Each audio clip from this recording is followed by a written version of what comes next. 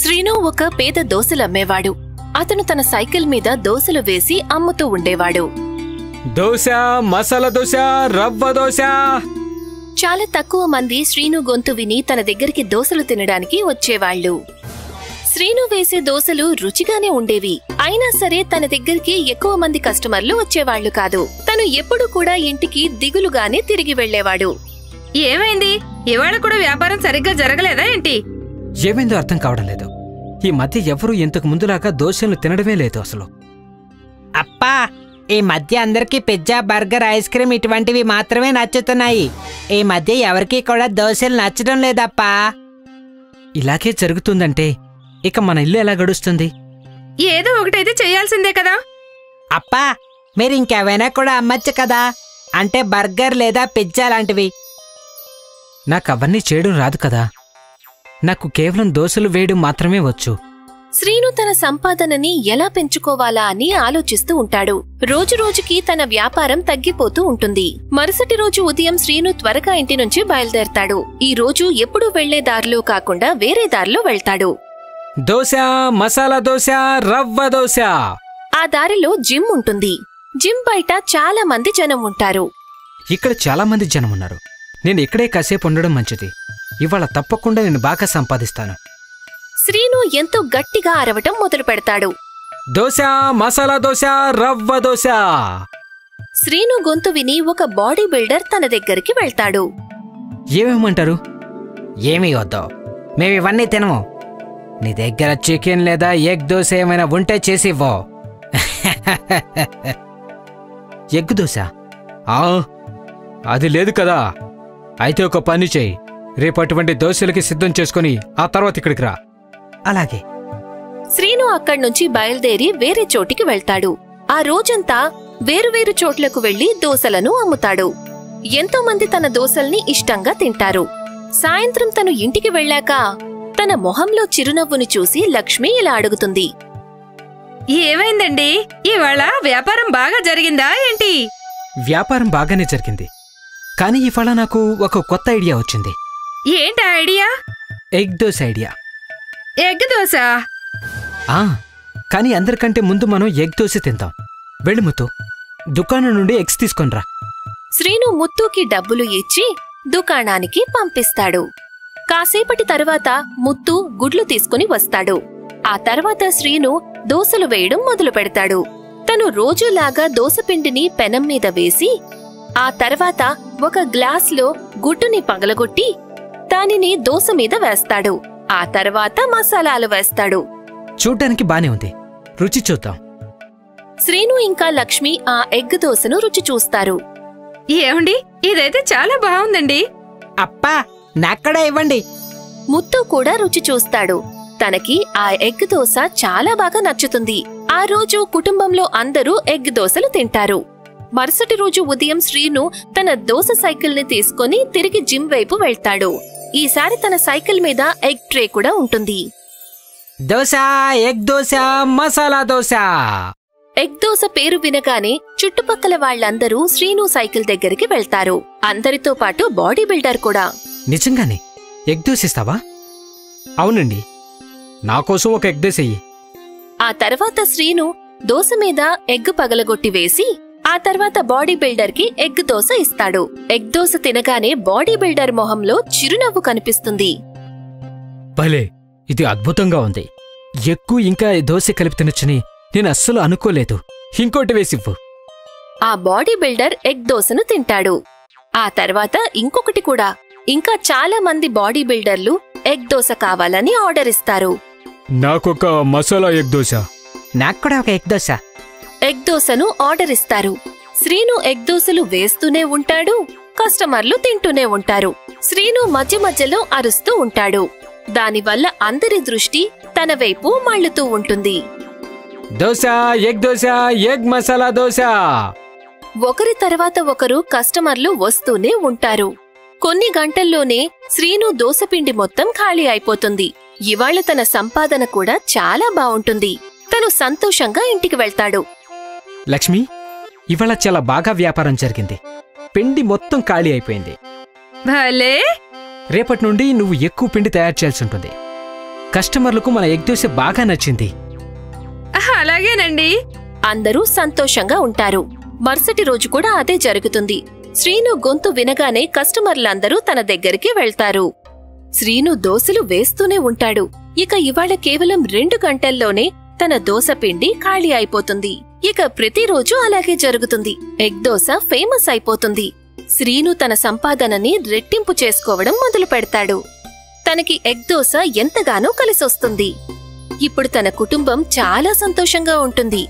శ్రీను ఇప్పుడొక మినీ టెంపోని కొంటాడు. ఇప్పుడు తను సైకిల్ మీద కాకుండా మినీ టెంపోలో ఎగ్ దోశలు వేసి అమ్ముతూ ఉంటాడు. ఊరంతా కూడా తన ఎగ్ దోశ గురించి చర్చించుకుంటారు. తను టెంపో తీసుకుని ఎక్కడికి వెళ్లినా కస్టమర్లు అక్కడ గుమ్ముకూడతారు. రోజూ సాయంత్రం శ్రీను తన టెంపోని తీసుకుని పార్క్ దగ్గరికి వెళ్లేవాడు. పార్క్ దగ్గర అప్పటికే జగన్ తన బండితో ఉంటాడు. కాని శ్రీను రాగానే కస్టమర్లందరూ తన దగ్గరికే వెళ్లేవాళ్లు. ఈ ఎగ్ దోశలు అతను ఏం మాయ చేశాడో అసలు అర్థం కావడం లేదు. ఇతను రాగానే అందరూ అక్కడికి వెళ్ళిపోతున్నారు. దీనికి నేను ఏదో ఒకటి చేయాల్సిందే. ఆ రోజు శ్రీను దృష్టి మళ్లిన సమయంలో జగన్ శ్రీను టెంపో దగ్గరికి వెళ్లి దోసపిండిలో కారాన్ని కలుపుతాడు. ఇప్పుడు చూస్తాను అందరికీ ఇతను దోశలు ఎలా నచ్చుతాయి అని. ఆ తర్వాత జగన్ మళ్లీ తన బండి దగ్గరికి వెళ్లిపోతాడు. దాని గురించి శ్రీనుకి తెలీదు. అతను రోజూలాగా దోశలు వేయడం మొదలు పెడతాడు. ఆ తర్వాత కస్టమర్కి ఇస్తాడు. భలే ఉంది మిత్రమా. ఇది రోజు తినే ఎగ్ దోశ కంటే చాలా డిఫరెంట్గా ఉంది. కారంగా రుచిగా ఉంది. Spicy egg dosa. అది వినగానే శ్రీను తన దోసపిండిని రుచి చూస్తాడు. ఆ తర్వాత అక్కడే పడి ఉన్న కారపొడి డబ్బాని చూస్తాడు. ఖచ్చితంగా ఎవరో ఈ పౌడర్ని పిండిలో కలిపేశారు. కానీ ఏం పర్వాలేదు. అందరికీ స్పైసీ ఎగ్ దోశలు కూడా బాగా నచ్చాయి. దీన్నే అంటారు అదృష్టం అని. Egg dosa, spicy egg dosa. మళ్లీ శ్రీను టెంపో దగ్గర జనాల రద్దీ పెరిగిపోతుంది. అందరూ కొత్త స్పైసీ ఎగ్ దోశను తినాలనుకుంటారు. శ్రీను స్పైసీ ఎగ్ దోశను వేస్తూనే ఉంటాడు. కస్టమర్లు తింటూనే ఉంటారు. అందరికీ స్పైసీ ఎగ్ దోశ బాగా నచ్చేస్తుంది. ఒట్టి జగన్ కి తప్ప. నేనసలు ఏం చేశాను? నేను ఈ ఎగ్ దోశ అతనికి చెడు చేయాలనుకున్నాను. కానీ పొరపాటున నేనే అతనికి మంచి చేశాను. ఏ భగవంతుడా! శ్రీను స్పైసీ ఎగ్ దోశ అమ్ముడుపోవడంతో అది చూసిన జగన్ కి చాలా కోపం వస్తుంది. కాని అతనిప్పుడు ఏం చేయగలడు? జగన్ శ్రీనుకి చెడు చేస్తే తనకి మంచి జరుగుతుందని తప్పుగా ఆలోచించాడు.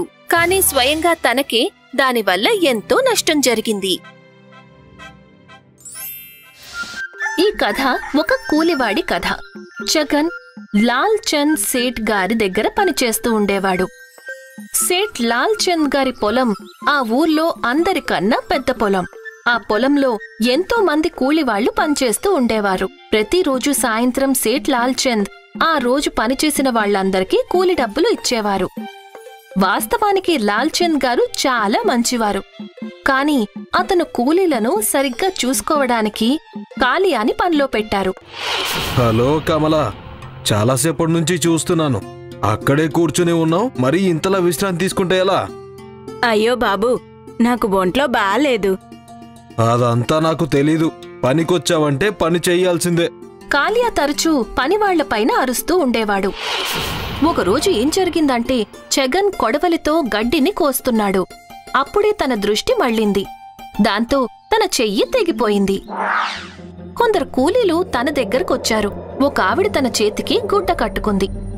అందరు కూలీలు తిరిగి పనిలో పడిపోయారు. కాసేపటి తరువాత కాలియా అక్కడికొచ్చాడు. ఏంటి జగన్, నువ్వెందుకు ఖాళీగా కూర్చున్నావు? కాలియా తనకి కొడవలితో చెయ్యి కోసుకుపోయింది. మీకు పని మీద దృష్టి ఉండదు, కానీ డబ్బులు మాత్రం మొత్తం కావాలంటారు. ఇక మీకు మందులకు కూడా మేమే ఖర్చు పెట్టాలా ఏంటి? ఏదో రోజు శెట్టి గారిని దివాలా తీయించేస్తారు వీళ్ళంతా కలిసి. కాలియా నొప్పించే మాటలు విని జగన్ కి కోపమొచ్చింది. తను ఏమీ మాట్లాడకుండా ఇంటికి వెళ్లిపోయాడు. ఇంటికి చేరుకున్న తన భార్యకి జగన్ జరిగిందంతా చెప్పాడు. పాపం తను గాయాన్ని చూసి బాధపడింది. అరే పిచ్చిదానా, నువ్వెందుకు ఏడుస్తున్నావు? కొన్ని రోజులకి అదే తగ్గిపోతుందిలే. ఈ గాయం మానిపోతుంది. కాని దాని సంగతేంటి? ఆ కాలియా మిమ్మల్ని ఎప్పుడూ ఏదో ఒకటి అంటూ ఉంటాడు. దాందే ఉంది, వాడికది అలవాటే కదా. నేనేమనుకుంటున్నానంటే మీరక్కడ కూలి పని మానేయకూడదు. ఒకవేళ కూలి పని మానేస్తే నేను ఇంకేం చేయగలను? మనం కోళ్లను కొని గుడ్ల వ్యాపారం చేయొచ్చు. కాని వాటిని కొనడానికి డబ్బులెక్కడున్నాయి? నా దగ్గరేముంది? మా తాతలేమైనా వాళ్ళు కూడబెట్టిన డబ్బులు నాకు ఇచ్చెళ్లారా ఏంటి? మాల తన చేతులకి ఉన్న 2 గాజులని తీసేసింది, అలాగే చెవి పోగుల్ని కూడా. నగలు కేవలం అందాన్ని పెంచటానికే కాదు, అవసరానికి మనల్ని ఆదుకోవటానికి కూడా ఉపయోగపడతాయి. వద్దొద్దు, నేను వీటిని తీసుకోలేను. మాల బాగా బలవంత పెట్టడం వల్ల జగన్ ఆ నగల్ని తీసుకున్నాడు. జగన్ ఇంకా మాల బజారుకి వెళ్లారు. అక్కడ వాళ్ళిద్దరూ ఆ బంగారాన్ని ఒక బంగారపు కొట్టులో తాకట్టు పెట్టారు. వాళ్ళిద్దరికీ 2000 రూపాయలు వచ్చాయి. అప్పుడు మాల ఇంకా జగన్ ఒక కోళ్లమ్మేవాడి దగ్గరికి వెళ్లారు. బాబూ, ఒక కోడి విలువెంత? నిజానికి ఒక కోడి 100 రూపాయలు. ఒకవేళ మీరు 10 కోళ్లు కొంటే నేను ఒక కోడిని ఉచితంగా ఇస్తాను. చాలా బాగుంది. జగన్ అతనికి 1000 రూపాయలు ఇచ్చాడు. అలాగే ఆ వ్యాపారికి ఒక పెద్ద బుట్టలో 10 ఆడకోళ్లు, ఒక మగ కోడిని పెట్టాడు. జగన్ మాల ఇంటికి చేరుకున్నారు. ఆ తర్వాత వాళ్ళు వెదురు కర్రలతో కోళ్ల కోసం ఇంటిని తయారు చేశారు. కోళ్లని లోపల ఆడుతూ పాడుతూ చూసి మాల ఇంకా జగన్ సంతోషపడ్డారు. ఆ మరుసటి రోజు మాల అన్ని కోళ్ల దగ్గర నుండి గుడ్లను సేకరించింది. జగన్ ఆ గుడ్లని ఒక వ్యాపారి దగ్గరకు తీసుకువెళ్లాడు. అలా అతనికి 10 గుడ్లకి 30 రూపాయలు వచ్చేవి. ఇలా రోజూ జరుగుతూ ఉండేది. 1 నెల రోజులు గడిచిపోయాయి. జగన్ ఈ రోజు తన 1 నెల రోజుల సంపాదనని లెక్కపెట్టాడు. రోజుకి 30 రూపాయలు అంటే నెలకి 900 రూపాయలు. కానీ వాళ్ళు మీకిచ్చే కూలి కేవలం 500 రూపాయలే. నేను కాస్త డబ్బుని బంగారం వాడికి ఇచ్చొద్దాం అనుకుంటున్నాను. వద్దొద్దు, మిగిలిపోయిన డబ్బులతో మనం ఇంకొన్ని కోళ్లని కొనుక్కుందాం. దాంతో ఇంకా లాభాలొస్తాయి. జగన్ మాల చెప్పినట్టే చేశాడు. తను మళ్లీ వెళ్లి మరో 5 కోళ్లను కొనుక్కొచ్చాడు. ఇప్పుడు వాళ్లకి రోజూ 15 గుడ్లు వస్తూ ఉండేవి. ఇది చూసి మాల చాలా సంతోషించింది. ఆ తరువాత నెల జగన్ మళ్లీ లెక్క పెట్టేసరికి రోజుకి 45 రూపాయలు అంటే నెలకి మొత్తంగా 1350 రూపాయలు. అమ్మ బాబోయ్! ఇప్పుడు జగన్కి లెక్కలు బాగా వచ్చాయి. ఇక ఆ తర్వాత 3 నెలల పాటు జగన్ 10 కోళ్లని కొంటూ వచ్చాడు. ఇప్పుడు మొత్తం మీద జగన్ దగ్గర 50 కోళ్లు చేరుకున్నాయి. ఇప్పుడు జగన్కి ప్రతిరోజు 150 రూపాయలు వచ్చేవి. ఇది చూసి తను చాలా సంతోషించాడు. ఈసారి తను లెక్క పెట్టినప్పుడు ఈ నెల మొత్తం మీద 4500 రూపాయలు సంపాదించాం. చూసారా, నేనంటూ ఉండేదాన్ని కదా. పదండి, ఇంకా ఎన్నాళ్ళు నా చేతులు బోసిగా ఉండాలి. ఇద్దరూ బంగారం కొట్టుకి వెళ్లారు. 2000 రూపాయలు వడ్డీతో కలిపి 2250 రూపాయలు అయ్యాయి. ఇదిగో తీసుకోండి. జగన్ డబ్బులు ఇచ్చి నగలను వెనక్కి తీసుకున్నాడు. అక్కడ జగన్కి ఒక ముక్కు పొడక కనిపించింది. ముక్కు పొడకెంత? ఎక్కువేమీ కాదు, కేవలం 450 రూపాయలంతే. అది కూడా ఇవ్వండి. మాల కొత్త ముక్కు పొడక పెట్టుకుంది. తను చాలా సంతోషపడింది. తరువాత జగన్ తన కోడిగుడ్ల వ్యాపారాన్ని కొనసాగించాడు. ఇక కేవలం 1 సంవత్సరంలో తన సంపాదన 30,000 రూపాయలు అయిపోయింది.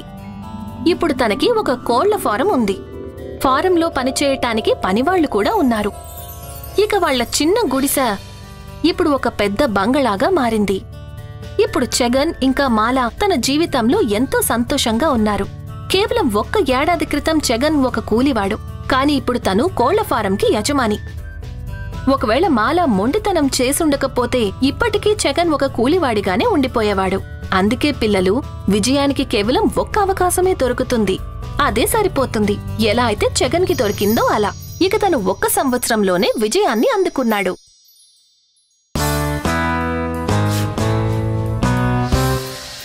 కూరగాయలమ్మా, తాజా తాజా కూరగాయలమ్మా, టమాటోలు, చక్కటి ఆకుకూరలు. మీరా ఊరూరు తిరిగి తిరిగి కూరగాయలు అమ్ముతూ ఉండేది. ప్రతిరోజు ఊర్లో తిరిగేటప్పుడు తన దృష్టి ఒక కూరగాయల తోట మీద పడేది. ఇన్ని సంవత్సరాలైపోయాయి, నేను ఈ కూరగాయల తోటని చూస్తూనే ఉన్నాను. ఆ తోటని తీసుకోవాలి అనేది మీరా కోరిక. అక్కడ తనే స్వయంగా కూరగాయలు పండించాలనుకుంది. కాని కాని మీరా పరిస్థితి తనకి సహకరించేది కాదు. మీరాకి ఒక చిన్న కొడుకు ఉన్నాడు. తన పాలన పోషణల అన్ని బాధ్యతలు పూర్తిగా మీరా మీదే ఉంది. ఎందుకంటే మీరా భర్త కొన్ని సంవత్సరాల క్రితం స్వర్గస్థులయ్యాడు. ఒక రోజు ఏం జరిగిందంటే, కూరగాయలమ్మా, కూరగాయలు, తాజా తాజా కూరగాయలమ్మా, టమాటాలు, తాజా తాజా కూరగాయలమ్మా. అప్పుడే ఎదురుగా విమల అనే ఒక నెయ్యి అమ్మే ఆవిడ వచ్చింది. ఇదిగో మీరా, ఏంటి అలా ఉన్నావు? అంతా బావుంది, నువ్వు చెప్పు, ఇంతకీ నువ్వెలా ఉన్నావు? అంతా చాలా బావుంది. నువ్విది విన్నావా? ఆ కూరగాయల తోట యజమాని ఉన్నాడు కదా, తోటని అమ్మాలనుకుంటున్నాడంట. ఒకవేళ నా దగ్గరే కనుక డబ్బులుండుంటే నేను ఈ రోజే ఆ తోటని కొనేసుండేదాన్ని. మీరాకి ఆ కూరగాయల తోటంటే ఎంత ఇష్టమంటే తను సరాసరి తోట యజమాని దగ్గరికి వెళ్ళిపోయింది. అయ్యగారు, మీరు తోట అమ్మాలి అనుకుంటున్నారని విన్నాను.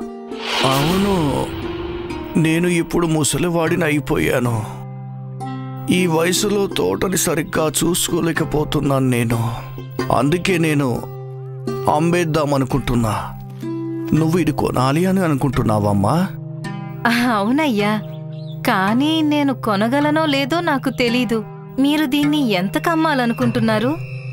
నాకు దీనికి బదులు 500 నాణాలు కావాలి. ఓరి దేవుడో, నా దగ్గరైతే కేవలం 200 నాణాలే ఉన్నాయి. 200 రూపాయలు చాలా తక్కువ కదమ్మా. నేను 400 నాణాలు కొంచెం కూడా తగ్గించలేను.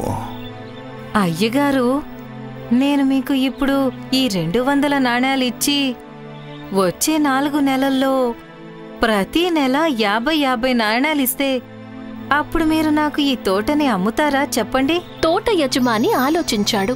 సరే, అయితే వచ్చే 4 నెలలలో నువ్వు నాకు 50 నాణాలు ఇవ్వాల్సి ఉంటుంది. మీరా చాలా సంతోషించింది. త్వరలోనే తను కలగన్న తోట తనకి దక్కుతుందనుకుంది. తర్వాతే ఉంది, మీరా ఇంకా ఎక్కువగా కష్టపడసాగింది. తను ప్రతిరోజు ఎక్కువ కూరగాయలు కొని అమ్మటం మొదలుపెట్టింది. దాంతో తనకి ఎక్కువ డబ్బులు రావడం మొదలయ్యాయి. రోజూ మీరా పైసా పైసా దాచటం మొదలుపెట్టింది. ఇప్పుడు సాయంత్రం సమయంలో మీరా గ్రామంలో తిరిగి తిరిగి తినుబండారాలు కూడా అమ్మటం మొదలుపెట్టింది. నెల రోజుల తరువాత మీరా తోట యజమానికి 50 నాణాలు ఇచ్చింది. మీరా చాలా సంతోషంగా ఉంది. మీరా ఇంకా ఎక్కువ కష్టపడుతూనే ఉంది.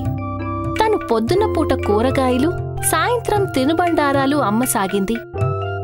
చూస్తూ ఉండగానే మీరా తర్వాత 4 నెలల్లో తోట యజమానికి మొత్తం డబ్బులన్నీ ఇచ్చేసింది.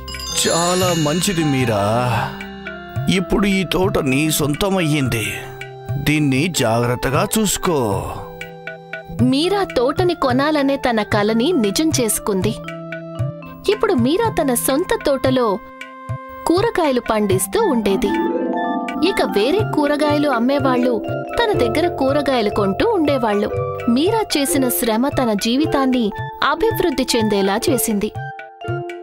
తన కొడుకు కూడా ఇప్పుడు మంచి స్కూల్లో చదవడం మొదలుపెట్టాడు. ఇప్పుడు మీరా జీవితం సుఖమయంగా మారింది. అందుకే అంటారు, కష్టపడి పనిచేసేవాళ్లు ఎప్పటికీ ఓడిపోరు అని.